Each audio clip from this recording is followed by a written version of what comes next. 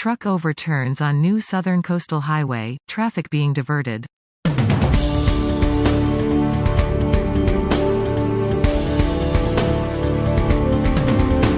Truck overturns on new Southern Coastal Highway, traffic being diverted. Traffic is being diverted from a section of the newly opened Southern Coastal Highway in St. Thomas following an accident involving a truck laden with sand.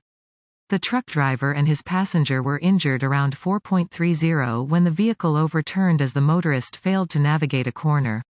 According to reports, about 4:25 p.m. on Saturday, the driver of the truck was heading toward Kingston. He failed to engage the appropriate gear and the truck began reversing before crashing into a median and overturning, blocking the road. Motorists are being diverted through Grants Pen while efforts are being made to clear the road. Brought to you by Jamaica News.